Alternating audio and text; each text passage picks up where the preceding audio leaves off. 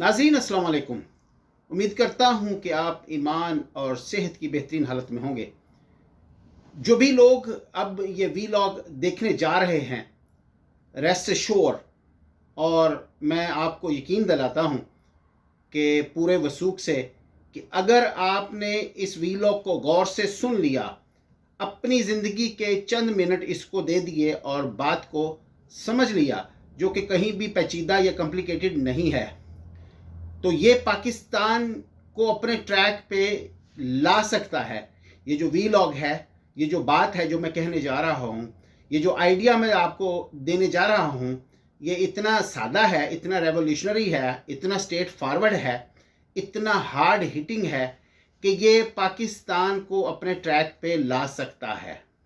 इसमें इतना पोटेंशियल है और इतनी आसानी से चीज़ें जो हैं वो दुरुस्त सिमत में सफ़र करना शुरू कर सकती हैं कि आप उसका अभी सोच भी नहीं सकते।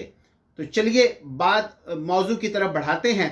तो जो टाइम आउट मूवमेंट से जो नए दोस्त मुंसलिक हो रहे हैं और जो इसको देख रहे हैं और समझना चाह रहे हैं कि ये है क्या, तो उसको मैं बड़े ही चंद और मुख्तसर लफ्ज़ों में बयान करने की कोशिश करूँगा कि पाकिस्तान में इस वक्त जो लूट खसूट का सिस्टम या जो सिक्का राजुल वक्त है, जो भी निज़ाम वहाँ मौजूद है, उसको मज़ीद एक्सप्लेन करने की आप लोगों को ज़रूरत नहीं है, क्योंकि वो उससे आप गुज़र भी रहे हैं और दिन रात टीवी पे उस पर तबसरे भी सुन रहे हैं। और वो तमाम मसाइल और तमाम पेचीदगियाँ और वो तमाम जो माफियाज की गिरफ्त है पूरे सिस्टम के ऊपर, वो आप बड़ी अच्छी तरह जानते हैं।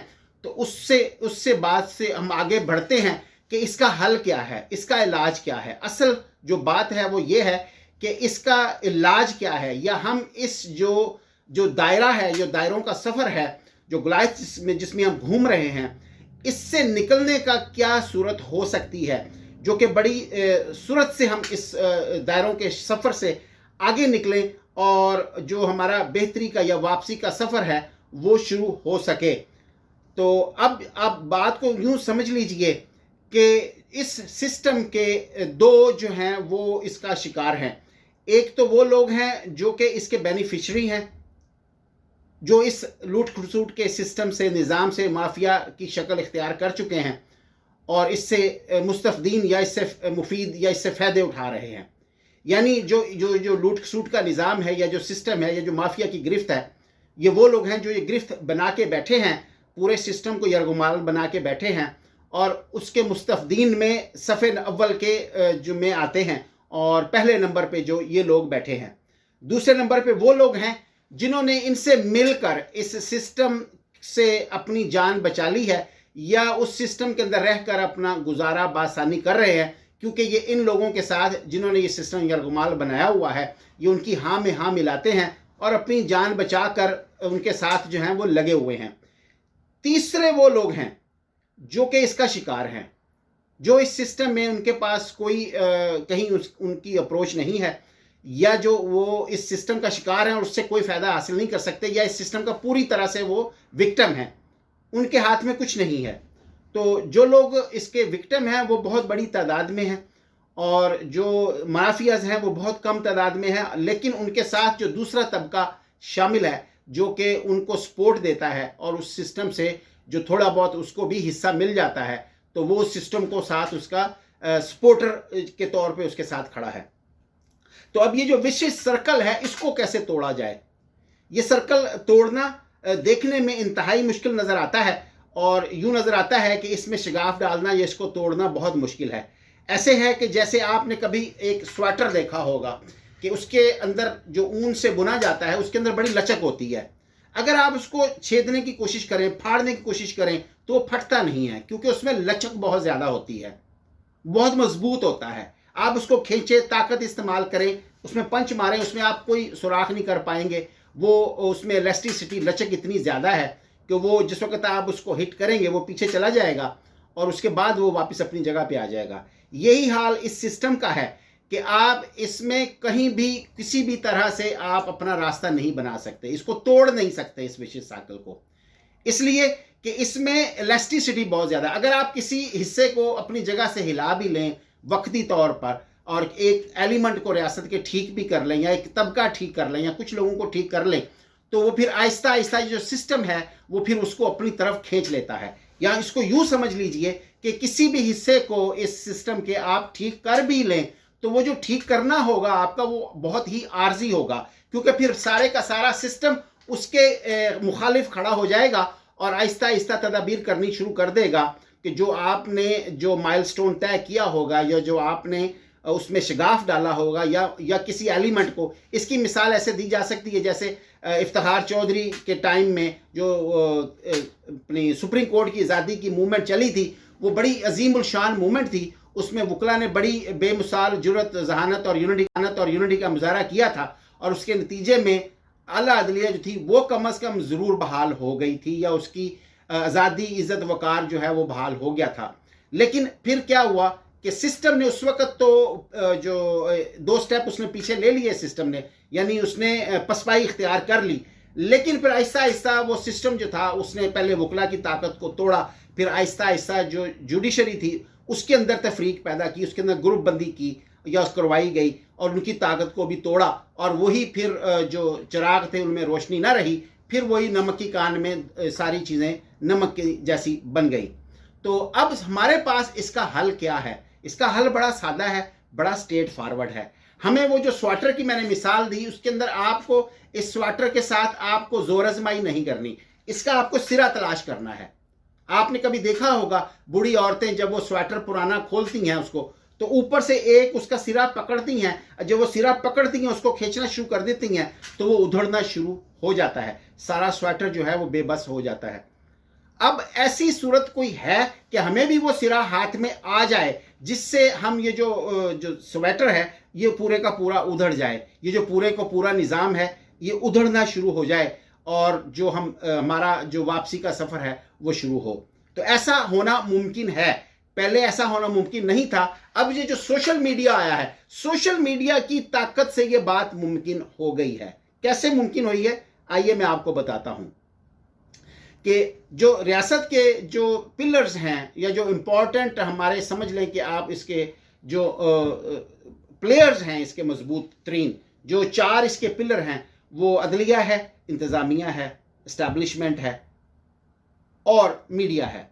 इनमें से आपको एक जो इसका पिलर है उसको परमानेंटली अपना ट्रैक पे लाना है, उसको राह रास्त पे लाना है, उसको वहां लाना है जहां उसको होना चाहिए, उसको आज़ाद करवाना है आपको और फिर उसकी आज़ादी की हिफाजत भी करनी है। उसमें अब अगर आप देखें तो जो हमारा मीडिया है वो भी कंप्रोमाइज है।